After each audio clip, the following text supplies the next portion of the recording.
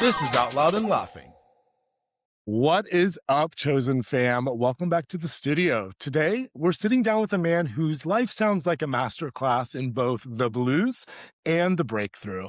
He's a prolific pianist and entertainer, a super sexy, rich, and deeply grovel-voiced crooner, and a storyteller who isn't afraid to let the seams show. Whether he's pounding the keys with his band Mutts or sharing the most intimate chapters of his life in his new book and album, guess what? I love you. He's proving that you can find a rhythm even in the middle of heartbreak. Please welcome to the pod, the raw, the talented, and the amazing Mike Maimone. How are you, sir? Thank you for having me. I appreciate it. I'm doing Of well. How are you course. guys? We are good. We are excited to have you here. We are so thrilled. And honestly, just listening to the new tracks, Mike, there has been so much soul there. So good. Yeah, but before we dive into all of the heavy hitters and everything, how are you doing today? How's life treating you right now? And it's a beautiful day, so I'm thankful. Are you being sucked into the whirlwind that comes with the release, or how are the days? I am. It's been a lot of interviews and things like that, which is fantastic. It's great to see that the story is resonating with people. The social media stuff is going really well.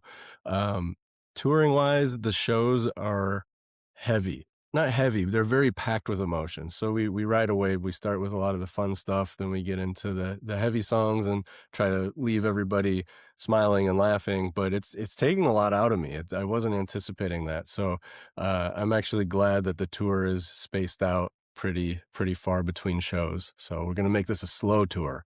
We're definitely going to be able to talk about all of those things. Thank you for sharing them with us. And we have to let you know we've been doing our homework, and your journey is simply fascinating, right? So you went from being a kid in Ohio playing Ode to Joy to a college athlete at Notre Dame, right? So, as you played these smoke-filled clubs in Chicago, if you looked back at that younger version of Mike, the one juggling sports, the one juggling piano, did you always know that music would eventually win, or was there a specific moment where you realized that the corporate or athletic path just wasn't necessarily the vibe?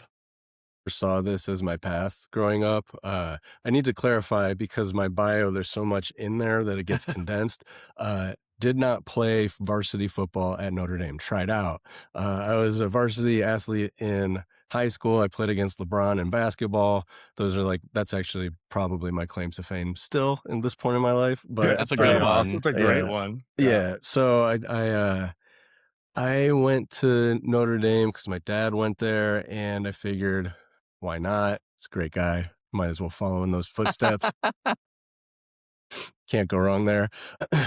I just figured, I would have a job at the end of 4 years if I majored in accountancy. And that's really when I started to play in bands. And I had always taken piano lessons growing up and did recitals and that whole thing. But this was the first time I got that taste of collaborating with other musicians in real time and taking nothing and then working together and turning it into a song and then presenting that to people on stage and having a lot of fun, just so much drinking and partying going on. And that's when I was like, maybe this is what I want to do. Maybe this is a little I better like than this. accounting. Yeah. So that's when I started to see that could be a possibility. But really, I took a job in downtown Cleveland for accounting after school. And then I was driving back from a client really late at night. I'm sure accountants have like a busy season. And so we were working like 16-hour days. And I hit a patch of ice coming through downtown Cleveland on I-90, spun out. A semi nearly collided with me, and I came to rest on the freeway. Luckily, it was like midnight, so there weren't many people out there. But I was facing the wrong way on the interstate going, I don't think this is what I want to be doing with my life. It was like that moment of clarity. And so I put in my notice and quit my job and called my college bandmates up. I'm like, why don't we like give this a go? And we all moved into an apartment together in Chicago, and it was like the real world. It's kind of a reality show for a summer. It was really fun.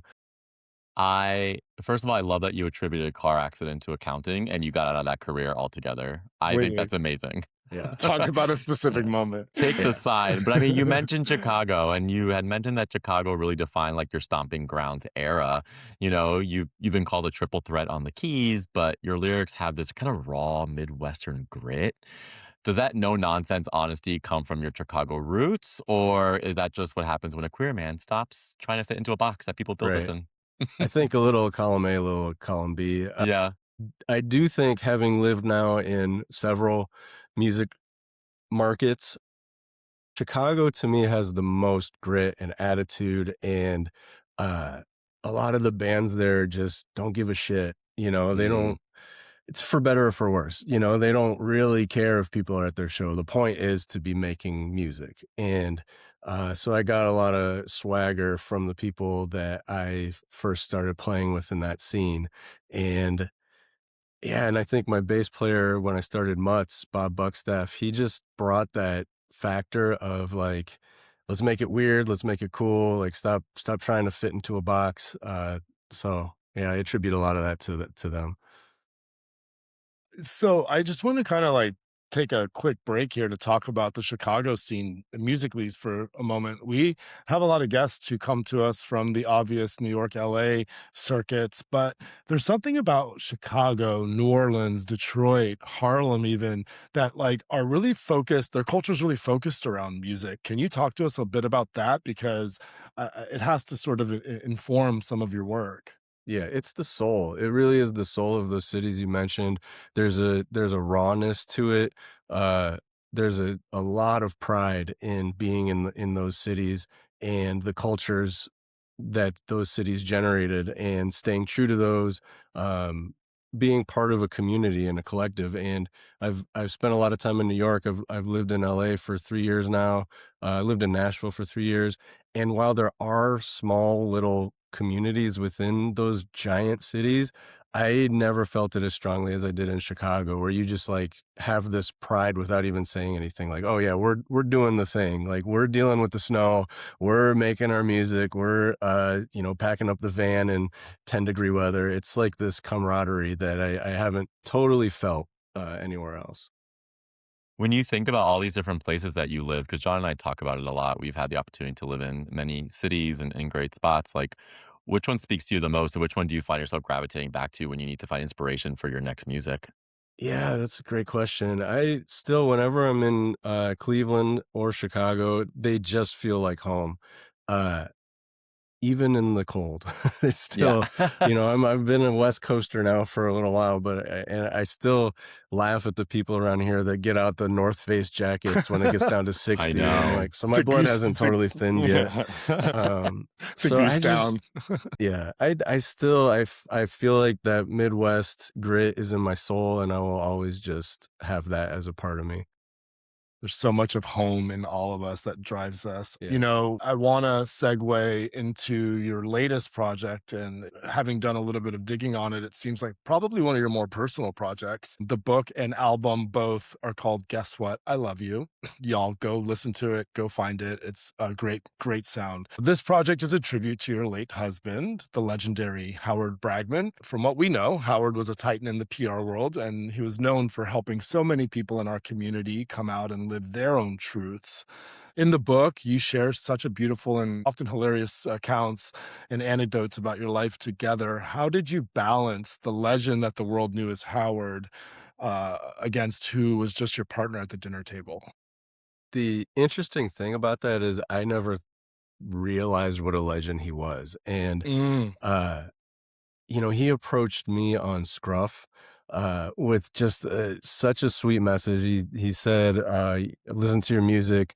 You sound like the love child of Leon Russell and Randy Newman." So, and those are two of my idols, like two of my favorite artists of all time. So that told me that this man understood me on such a fundamental level. And so we exchanged phone numbers that first chat and went to talking on the phone every single day.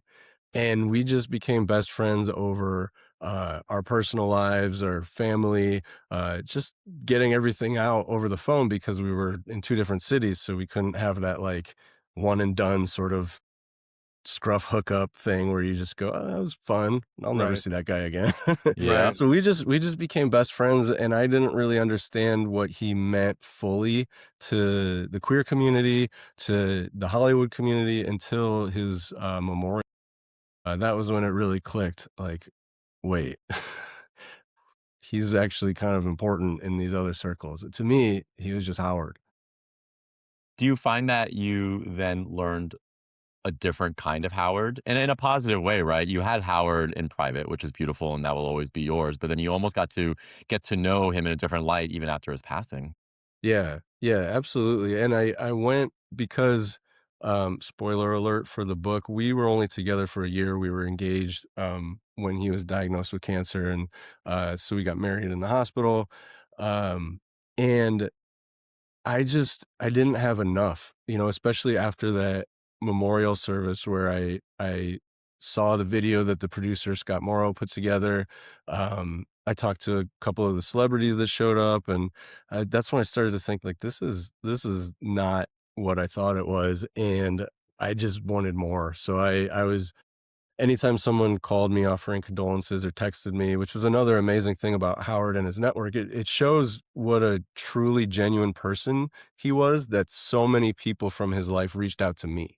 That we were only together for a year, but I had his family, his chosen family, his former clients and colleagues just reaching out to me, offering their condolences and wanting to talk about Howard, like wanting to share their personal stories of how Howard helped them and how Howard improved their lives. And so I just became like this lightning rod for stories about Howard and gathered them as much as I could. Isn't it amazing when we think that no one's listening, that the world just shows up? And this sounds like one of those moments where, in a life that felt so humbly Howard, that with tragedy and with his loss, that everybody just came forward to really show and testify what it was he meant. It brings to me this question about your work, because love is one of these things, in my opinion, that we take on those forces, and that soul of Howard, and that legacy now has been left with you to some degree, and everybody else's life who he touched. What has changed in your work? I mean, I understand there's probably a ton here, but what comes to mind for you? The most impactful thing that Howard did for me was teach me to be more tender and quieter. Mutz is a very aggressive band, and I love that. If I had a therapist, they might tell me that I was sort of compensating and trying to be overly masculine and all that good stuff. We're human. Save your money. Save your money. Just your- listen, yeah, listen right? to the pod and save your money. Yeah, okay.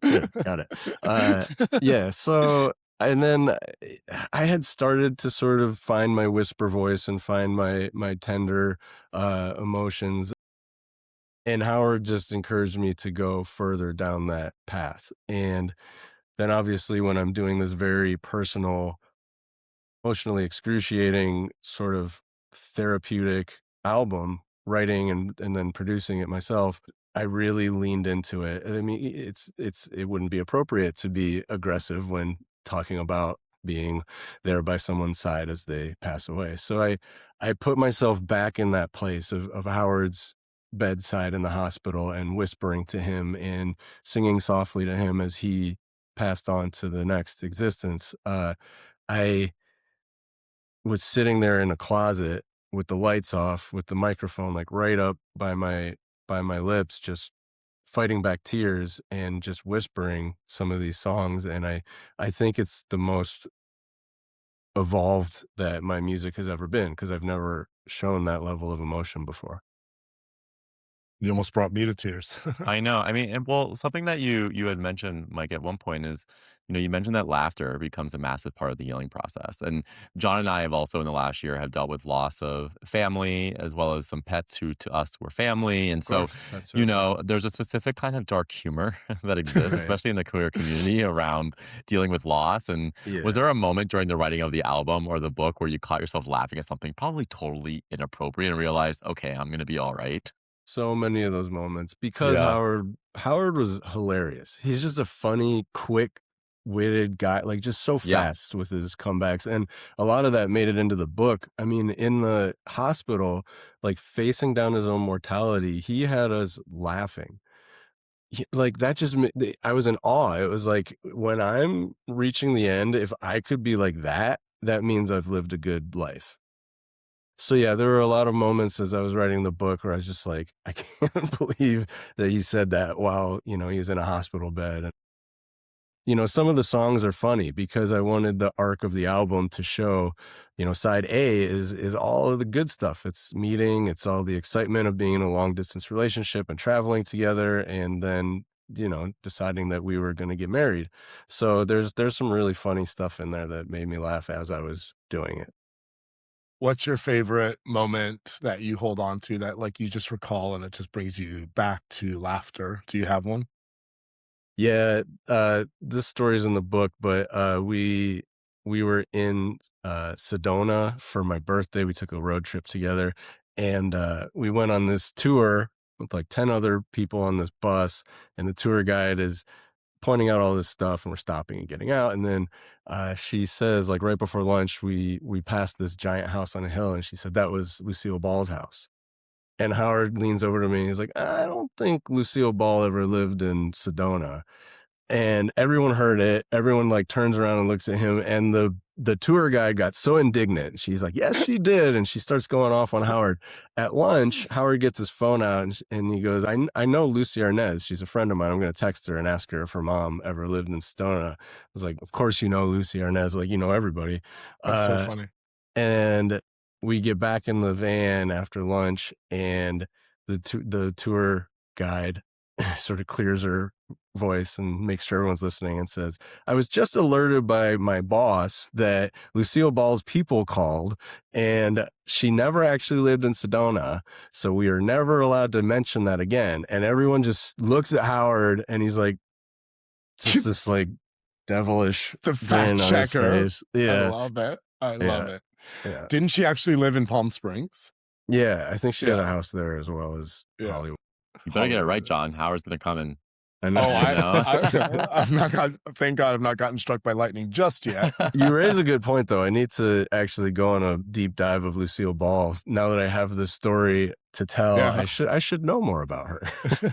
Well, I don't know very much, but I've been entertained by her for millennia, so love it. what's like one or two things from the album that you want people to take away from it? Yeah, I think the album and the book kind of have the same message, and one of them is to hold love tightly, which is, we were so lucky that we knew what we had. I had been engaged and separated, and he had been married and divorced, and so we'd already like figured out what boxes needed to be checked, and we recognized so immediately that this was meant to be. If you believe in Bashert or soulmates, I think that's what we realized right away, and we didn't take it for granted.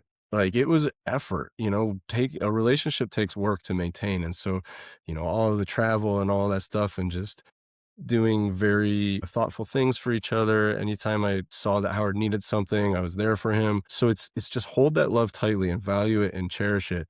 But then have a very loose grip on life. Don't take stuff so seriously. Like, the important stuff will get taken care of. And at the end of your life, you're not going to remember the thing that you missed out on with your friends so that you could get some work done. You're not going to remember what the hell you did when you weren't having a good time on that trip or whatever it was. So it's sort of like this duplicit message of like, treat your love, whether that's your relationship or your family or your chosen family, like treat that well, like pamper it. But then life is too short to be too serious. One of the things I love about what Brian and I are able to do here is hear first-handedly from people like yourself a little bit more behind the scenes of the intention. And so I'm excited to listen to the album again and now, knowing some of that. On the album, your song Butterfly really hits home for anyone who's felt stuck between what was and what's next. So as an artist who's now bearing his soul on a book tour, do you feel like you're still in that butterfly stage, or has putting these stories out into the world finally feel like you're closing a chapter of some sorts? Yeah, that's an interesting question, because Butterfly, the song, is about seeing butterflies and feeling like my late husband was still with me. But over the course of writing and recording, that was such a catharsis. That was like therapy, and 2.5 to 3 years of a process. That really started my healing journey. And so Butterfly then, in the sense of sort of transformation, became much more literal to me. Mhm. I do realize that grief never leaves, and that we carry it with us in different forms, and that it's important to work with it, not let it sabotage you and Mm, fester, because it will manifest in some way or another, whether that's in your organs or an outburst at an inappropriate moment, which there were plenty of those shortly after Howard passed away. You know, there were a lot of guilty. breakdowns. But I think over time we learn to live with it, and we establish rituals. You know, I say hi to Howard every morning. A little picture of him, and put a cup of coffee out for him, because I'm going to carry him with me for the rest of my life. Yeah. But through this process, I do feel like I've been healing. And one of the comments that means the most to me on the show was someone came up to me and said, "This felt like a very contained thing. Like, you have done the work. You're healing. You are not." Although there were tears for sure in the room, um, I'm not just vomiting emotion on the audience. It's a beginning, a middle, and an end, and a to be continued. So, I do think that I'm lucky that I have art to work through these emotions with, and now I can sort of present it, and hopefully that'll be helpful to other people. So important. So important. And everyone should be checking out Guess What? I Love You. But Mike, before we leave, like we have loved deep diving in with you, but we wouldn't be out loud and laughing if we did interrupt the heat just a little bit. It's time for our signature game. If you're ready for it, since you are the man of many talents, music, writing, surviving the chaos of the industry, we're going to call this edition of This or That the Keys and Chords edition. Oh, I like it. It's time for another round of This or That, the unhinged get to know you game. I will go first. Do you prefer writing the lyrics or composing the melody? Writing the lyrics. Melody, I was primarily a keyboard player and songwriter for my first several bands, and then bands kept breaking up, and I thought, you know, I need to be singing my songs if I want any longevity in this industry. And so I love to write the words. The melodies take me a little more effort. It's a good, honest answer. When you're performing your music, do you prefer performing in a dive bar or a theater stage? I love the catering at theaters. Like, this treatment at a theater is awesome, but dive bars are just more my Craft scene. services. Yeah, right? I remember, like, the first time I was on a tour doing all, like, theater shows, and I didn't have to, like, go out and find, like, 7-Eleven dinner every night. I was like, I could get used to this. But I don't love being separated. I don't love being up here and the audience down there. I love being at a dive bar where everyone's sort of enjoying the moment together. Sure, there's a certain level of connection. I Yeah, agree. absolutely. Okay, turning on the gay. Do we prefer scruff or no scruff? Scruff, Yeah. 100%. I've watched a couple of your podcasts, and I've been very entertained by that one, and so I knew exactly what to say. Yeah, I am that's I am our fan 100%. favorite. I am a bear and a bear appreciator. Love it. Grr, if it's not in your voice, it's on your chest, right? Speaking of, are you a butt guy or are you a chest guy? Chest guy for watching and a butt guy for touching. Love that. That's a great Yeah. answer. That is a really good Yeah. answer. Everyone's kind of steered cleared from that to that degree, and you kind of dove right in. You have healed. You're healed. Dove right in. Yes. Dove right in. Dove right in. Love it. Do we prefer the Chicago deep dish or the LA taco now that you've lived in both Oof. places? Oh, I know. my Chicago friends are gonna kill me, but I think at this point in my life, I have to go LA taco. It's so legit out there. So legit. And, you know, as much as I love deep dish pizza, I'm 44. Oh gotta- yeah, you I smell gotta it. move. I gotta you can smell it. I love it. Yeah, it's time to make the deep dish just an occasional treat. But yes, I was I'm going going to taco. say I've enjoyed both as well, and LA tacos are just more sustainable at 40. You know what I mean? Like you Yeah. can't be like going on a deep dish binge, but Corn taco tortilla. binge, corn tortilla. Man, I used to eat like a half of a Art of Pizza deep dish. Like, Yum. That's a lot. Yeah, it's so filling. much. Yeah. It's like a whole large pizza because it's like double stacked. Anyway, are you a preferer of showers or baths? Showers. Yeah. I just can't sit in one place for that long. I get antsy. So The ADD is I'm real. in and out. Yeah. Well, if you have been a listener of the pod, then you are ready for this one, mister. You are our athlete. You know how to play baseball. Do we want to pitch or catch in the game? Can't I do both? Why do you have Yes. to pick? Can I be a man of all positions in the game? Yeah. I Absolutely. mean, live it up. Do it all. Those are our favorite anyway, and I'm with that too. You can't put me in a box. Yeah. You are just so great for coming out with this project, and we're so happy to have had you on. We are so impressed by your resilience and your art, and you are genuinely a gift to our chosen fam. So, can you share with us what's coming up for you in the future here? Next year, I hope is more bringing the story out in person. Those connections after the show, like at the merch table, just talking to people, it's been the most powerful and rewarding thing I've ever done in 20 years of making music. I'm sharing this story and getting stories back. It's this flow of energy that's unlike anything I've ever done. So booking gigs is so hard at this point, and I don't have an agent right now, so I'm doing it all myself. So it's, like I said, it's a slow tour, but I'm gonna get around. I'm gonna try to hit all the major cities. So it's just gonna be that. It's just gonna be me getting out there, and along the way, I'll have some other video releases and singles and stuff. But for the most part, I just want to be out there playing shows. It shows your love for it because you're doing it all yourself. You're hustling, Yeah. and I love it. So, guess what? I love you. The book and the album are out now. Seriously, guys, go get them. It's the hug your soul needs. Mike, where can everyone find you and see you perform live? I know It's you're on Instagram. You're pretty Yeah. active. Like, All my stuff online is Mike Maimone Music, or you can go to mikemaimone.com, and that's got all the links to get you to the book and the album and the tour dates and stuff. nice. Well, thank you for listening, chosen fam. Stay loud, stay laughing, and tell someone you love them today. And when you're graced by that fluttering butterfly you believe to be a past loved one, lean into that. The signs are what keep us tethered together. We'll catch you next time. Bye.